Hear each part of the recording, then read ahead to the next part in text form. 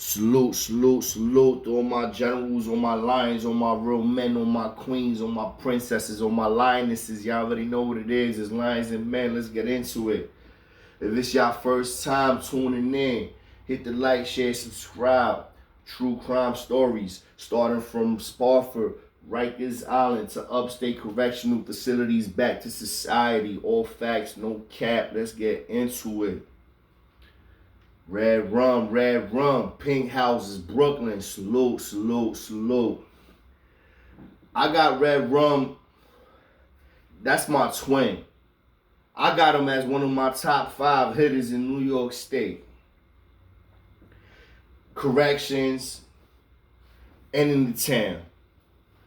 Red rum, like for those, I know there's a lot of, a bunch of other, I don't want to disrespect, I guess maybe there's other red rums. But when we talking about the real original red rum, it's from pink houses. BK stand up, salute to the twin. He was a straight gunslinger. I knew red rum from Spofford. In Spofford, he was already under red rum. That's what he was going under. Before the blood started, before any of that, he was already red rum in Spofford. Then we was together on an island multiple times. Multiple times. He was a big ass teddy bear. You feel me? He was a good official dude, but like he looked at grimy as you know what.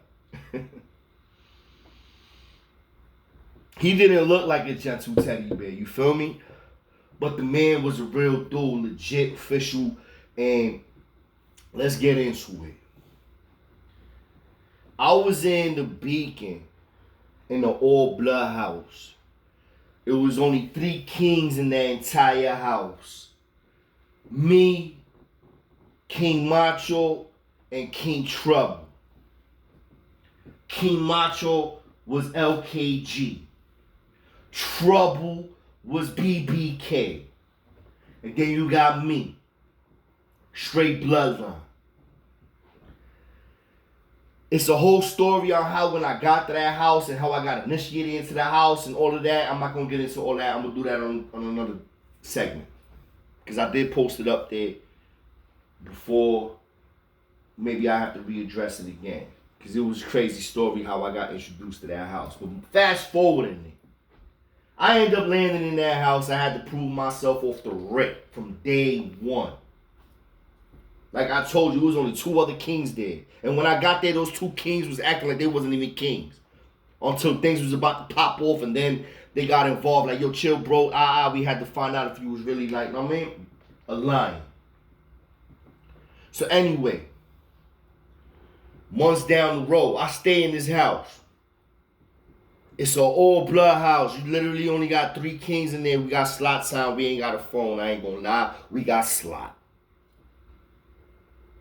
The Bloods had like 2 phones, and then 1 phone was a neutral phone. On that neutral phone, me and my bros had slot on it. I guess you could say it was a king phone because we had the main slot. But we wasn't on no bullshit, crazy, extra shit because the numbers was against us, for 1. And for 2, they was respecting it, and it wasn't moving funny. Not yet. Not yet. But there was a lot of hate and animosity in that house amongst the Bloods because they had 3 kings and they motherfucking dog pound. And the 3 kings was getting the bag, doing it, and wasn't pussy, period. Trouble wasn't soft. Macho wasn't soft. And neither was I. So we literally had 3 lions in that house. Now, Macho ends up leaving due to court issues and the box case. Something he was fighting, he ended up going to the box. Trouble ends up leaving because he ended up fucking doing some funny style shit on the visiting floor when he was with a shorty. And he got bagged on the floor trying to get the bag somehow, some way. And he ends up leaving. I'm dead dolo. I'm dead dolo for a couple of weeks. Next thing you know, my son, I see somebody coming through. My son, red rum pulling up with his property and he's dragging a couple of bags coming into the building. I'm on the phone. I see him come pull up. I'm like, oh shit, look at my son. I'm like, yo, what up, bro? I'm on the phone, already shot him out. He looked back. He see me. We start chopping it up. It's all love. Yo, what's goody? He happy to see me. I'm happy to see him. Feel me? That's a real one right there. Me and him go back to other buildings when I was with Red Rum when he got shot in OBCC. Other story. Let's get into it. Me and him chopping it up. He like, yo, what up, Twan? I'm like, yo, ain't shit. And he talk with a deep voice, like, yo, what's going on, little bro? What's going on? I'm like, ain't nothing much. This is what it is. Boom, boom. I give him the breakdown. I'm like, yo, this is an all blood crib. Boom. I'm like, I'm the only king in here right now. This is the phone. This is Slap. That's Despo's phone. And that's the other homie phone. I forgot the other homie name. Well, Job Blills. That's the other homie, Job Blills' phone. So, I introduced him. Some of the homies that I was cool with, which was Desperado and Job Blills, which is both of the two big homies that was in the building. One was holding one phone, one was holding the other phone. We was cool as fuck. And they was part of basically the main reason why I was still there and why my other bros was there, because they just respected it. I mean, real recognized, real type shit. I mean, they had 1,000 bloods in their house, but not every single one of them niggas was gangster. Let's be specific. Let's be legit. Let's be real. Like, they wasn't. So, and that's also why there was animosity, because I was eating more and doing more. Me and my bros was living more on the phone more than most of the bloods that was in their house, except for the real niggas that was really like the real bloods in the house. You feel me? So now when my son come through, I introduce him to Despo, and I introduce him to Job Blills, Despo, aka Desperado. So I introduced him to Desperado and Job Blills, because those are the main two shooters, the main homies in the house that run the crib. So he's like, yo, he cool with the homies. He got mad cool with, like, Red Rum wasn't blood. I ended up hearing down the road that he turned blood, which is crazy for me to even hear that. But he ended up, he was always cool with my homies, and he from Brooklyn. I mean, from Pink House, there's a lot of homies out there. So at the end of the day, it's all love, right? Until this happens. Motherfuckers is coming back to the crib now that was coming back from like visits or court or whatever the case may be. I forget if it was, I don't know if he came back from court or he came back from a visit. All I know is that me and Rum was back on the phone trying to make moves. And I mean, I was trying to pull him on the floor with one of my shorties so we could get the bag. And as me and him is on the phone, dudes is coming back into the crib. And one of them dudes, Red Rum, automatically recognizes once he comes through, and he a blood dude, and Rum starts laughing. And Rum is a loud dude. Red Rum, he was like, he had man, he's like, he just starts automatic, like, man, loud. And I'm like, yo, what the fuck is up? He's like, yo, he laughing. He like, he like, yo, chulo, yo, some pussy ass nigga I just did dirty in the town. Just came in here. I don't think I'm gonna be here long, bro. Just like that. And he said that mad loud to the point where everybody heard him. Cause it's a small, like the Beacon is not big. Like them housing we was in 8 block, I believe. Like they were not big. Like it's not big at all. So and he talks mad loud. So he like, yo, yeah, some pussy ass nigga I did dirty. And he knew. So by him saying that, now I mean I ended up getting off the phone and he's still talking and he's still looking at this nigga. And Rum, he's not like, Rum is a foot on the gas type dude, man.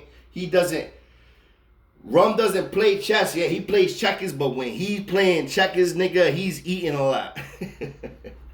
He definitely doesn't play chess though. My son is like, he's just jumping. He's jumping, eating, king me, flying all across the board, swiping everything. You feel me? Y'all understand that? Alright. So now, he's talking loud. I'm like, yo, bro, I'm like, yo, what's up, nigga? What are you talking about? He's like, yo, he tells me, basically, he did something dirty in the town. He robbed him, violated son. I don't remember all the details. He did something dirty. The dude that just came through was another one of the bloods.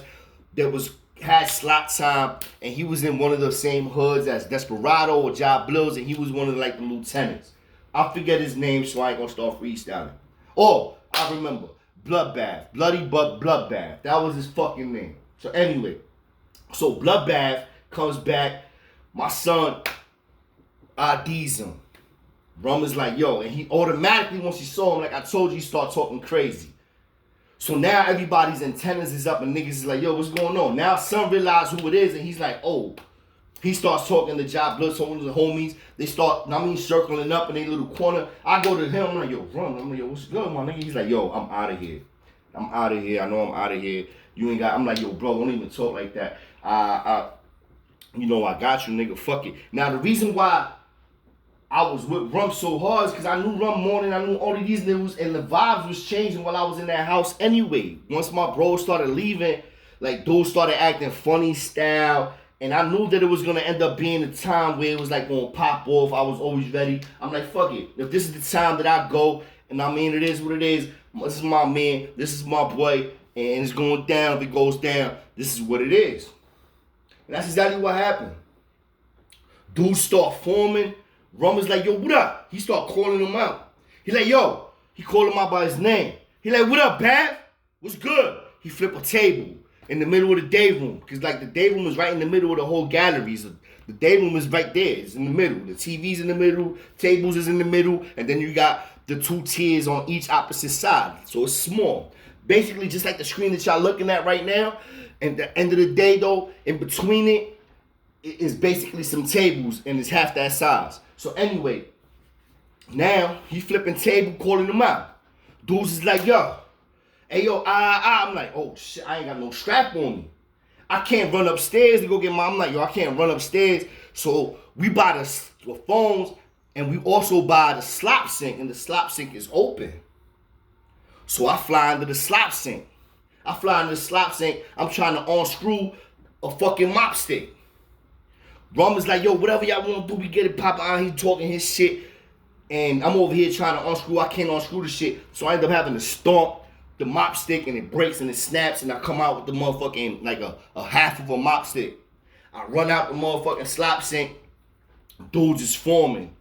Homies is like really moving.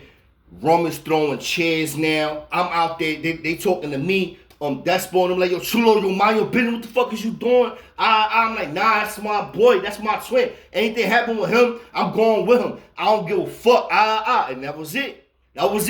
They're like, well, that's how it is, true. All this time we let you stand out. I'm like, yo, this is what it is, and that's it.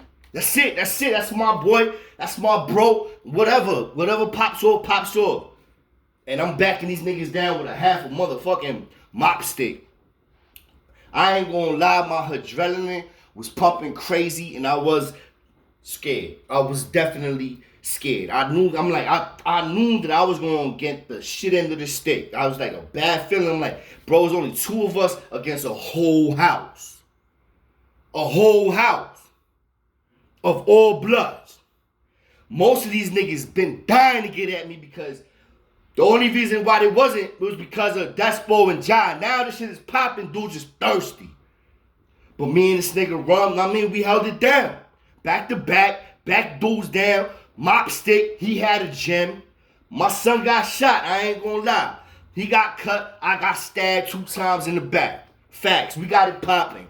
I was backing niggas down with a motherfucking broken mop stick. I was trying to poke dudes with it because it was sharp at the end. I was swinging that shit left and right like it was a samurai sword. And I was trying to keep everybody at bay. Police got involved. We was getting it popping. We trying to get up out the motherfucking house. I ended up getting hit twice in the back. My son ended up getting shot. It was crazy. The whole house was just forming on us. It took and it took time, bro. Like, that shit, it felt like it was hours before we got the fuck about that. And it wasn't even over because by the time we got up out there, dudes was trying to still go through the A and B gate. And the police couldn't close it all the way. So because he couldn't close it all the way, he fighting, the police ended up getting punched in their face and all that. They had to call the goon squad, pull the pin, and everything else was basically Everybody got washed up. Everybody got done dirty. Once they pulled the pin, and back then the goon squad was pulling up ASAP. It wasn't like the way it is now. They was pulling up ASAP. And when they pulled up, sticks in hands, they came through. I even took a couple of hits. Red Rum took a couple of hits. And then they locked the whole house down.